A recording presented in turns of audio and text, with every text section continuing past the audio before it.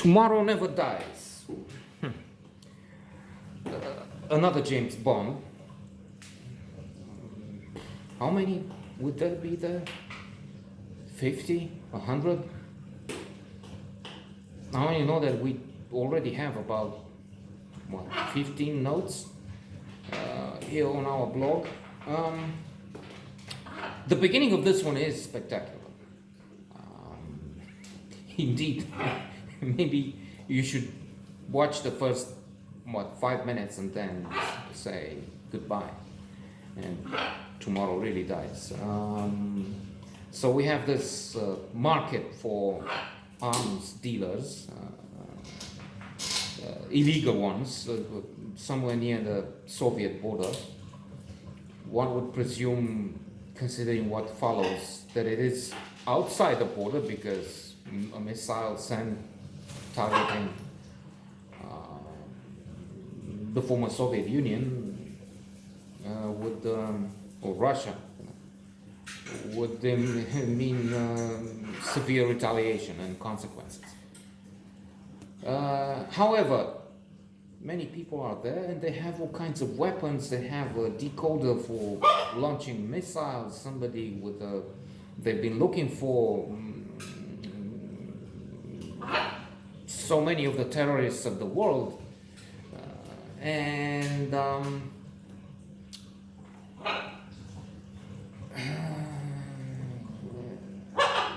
the British are happy to try and strike against those people. There's the head of MI6, Dame Judi Dench. She will play this role again, almost 20 times. She is still in that capacity, involved with the new Daniel Craig lineup, the most recent adaptations of Ian Fleming's books. Very appreciated, by the way. They are on the 1,000 novels everyone must read list, so there you go. And they have an admiral or commander of the British fleet or something there too. And they look at what's going on, the weapons, and they say, okay, we'll strike. M says, well, wait, I have my man there, and okay, get him out of there. And he's ordering, there's a ship standing by, launch. They launch a missile. 4 minutes to go. In the 4 minutes, James Bond, Pierce Brosnan, has to come up. And it's action-packed.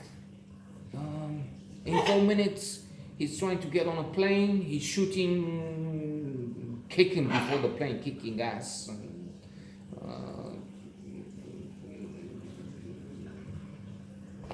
taking out of action dozens of enemies, maybe a battalion, I don't know.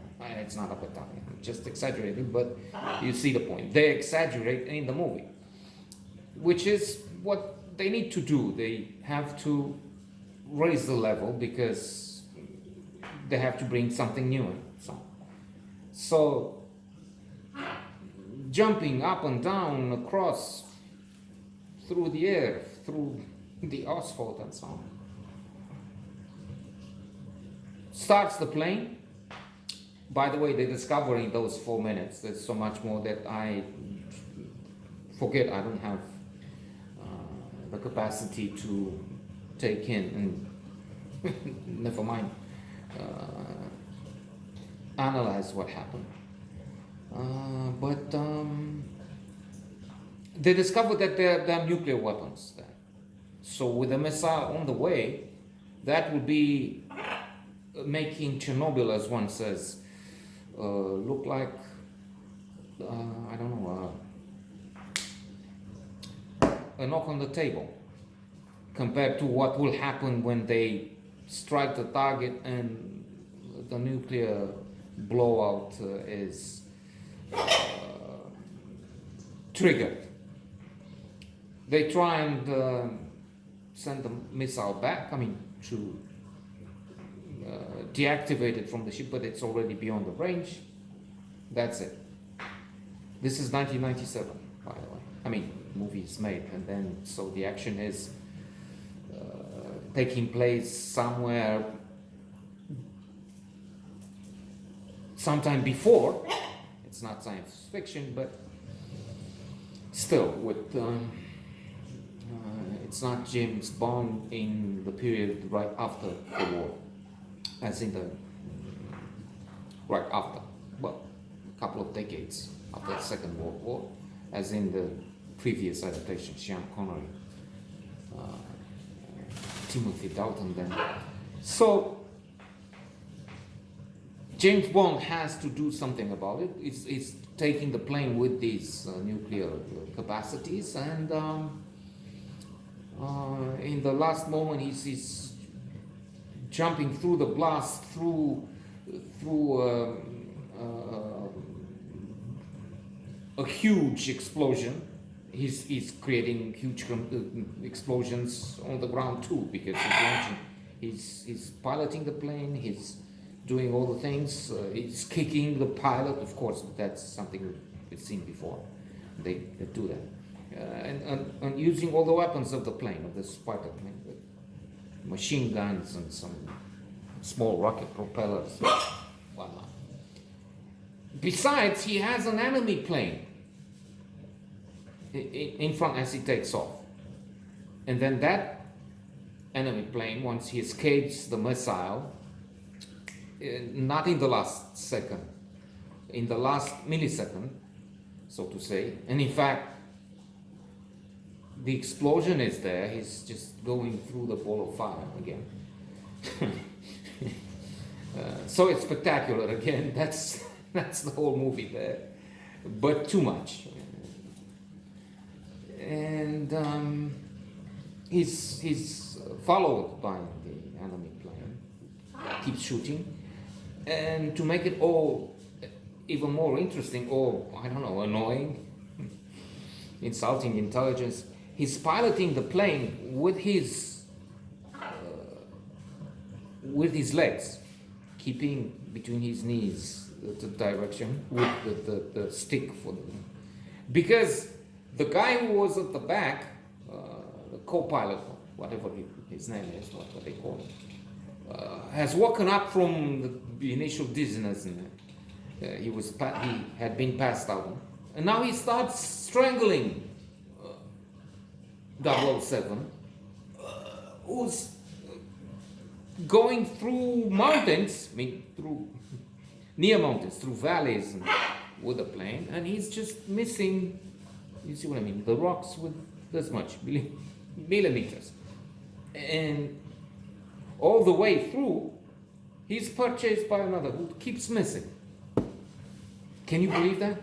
I don't. Finally, he pushes the eject button, and the guy is out, and then we have this cool, really take from Bond. It says backseat driver or backseat pilot, all the way keeping his control, his equanimity. This is Buddhist monk doing all this in the body of an athlete and with the capabilities of a killer and so on. This is the ultimate hero, presumably. I don't buy that. I'm not a fan. I kept saying. It's also true that irrelevant as it is, it suits these notes. In fact, it should be covered only by, especially the older ones. The new ones will have 500 critics looking at them. No time to die. Especially this latest one, which has placed cinema chains on the spot because they wouldn't launch it when they said they postponed, and then again because of the pandemic. Of course, they didn't expect paying audiences to rush in the theaters, so they're waiting for a better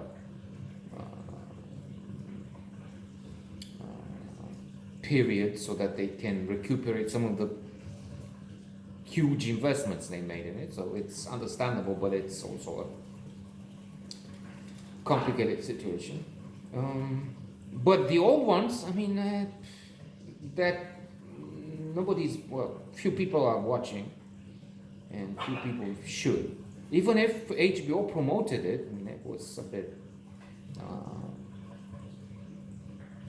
absurd. It was just premiere, HBO, and then premiere.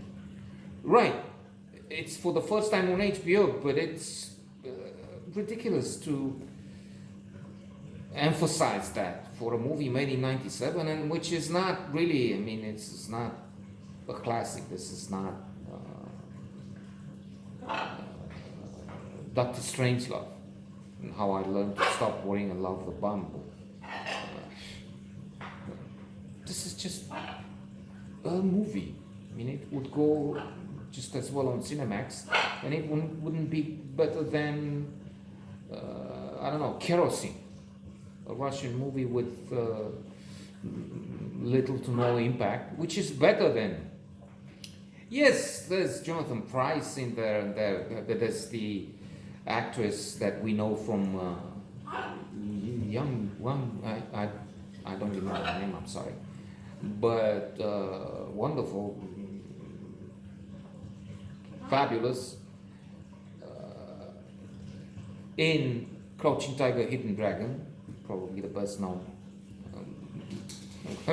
in the West. I don't know, in China maybe 1 billion people have seen something else from her filmography, from her films. But all in all, it's not really, if you ask me, it's not really something remarkable. It's not a great movie.